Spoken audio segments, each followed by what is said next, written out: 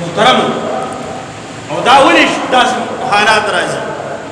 چې کله د بچي تربیت صحیحونه کې په پبجي باندې هغه گیم کو د پبجي د گیم نه تللی دا هندوستان ته سلور بچي دلته کې ځان سره بوتلي ویل ته کې بالک باندې مې نه بالک سره تعلق جوړ ابرو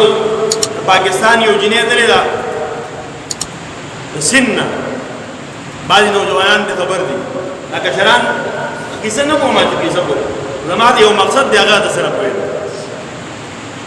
مقصد د دوی مقصد د محترم چې هغه تللی په هندوستان کې انټرویو ورکړي دا غزه میډیا ده میډیا ته پوښ کوي چې دا نوم سیما دي سیما دا سیما او ریما او دا قسم نمونه آیا دا د مسلمانانو په ملک کې مشته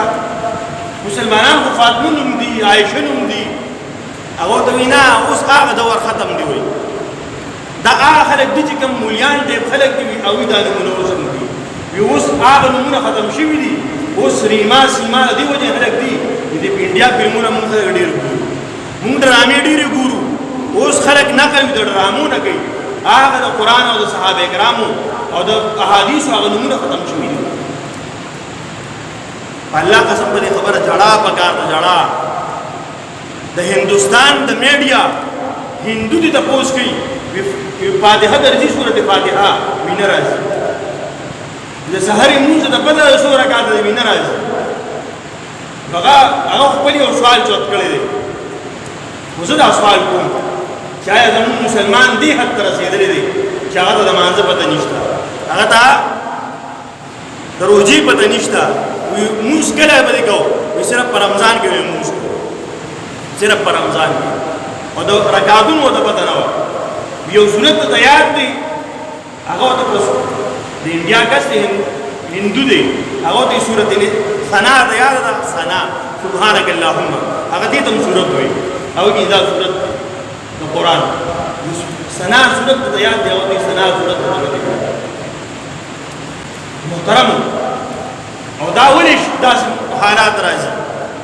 چې کله د بچي تربیت صحیحونه کې په پبجي باندې هغه گیم کو د پبجي د گیم نه تللی دا هندوستان ته سلور بچي دلته کې ځان سره بوتلي ویل ته کې بالک باندې مې نه بالک سره تعلق جوړ بالک هم داسې الګ چې توبه دې الله دې وبخښي ته وایي خالص درنګ نه ماشاءالله تکتور دې سړی چې مېنیږي نو څه شي کوي خو ما عرض مې دا کوو د بچي تربیت نشته د ښځې تربیت نشته د زوی تربیت نشته د لور تربیت نشته داسې قسمه ذلت والا واقعات زموږ په معاشره کې راځي دغه شانتې او بلکې دین هم زیات دي خو که موږ د خپلو بچو د تربیت نه لاس اخیستي نو دغه شانتې حالات به راځي او که نه به بچي په تربیت ما مال ولګوو ما جان ولګوو ما به خپل ځان قربان کو جماعت بچی تربیت وشي ان شاء الله دا بچی به سبا د خوشاله ذریعہ کوي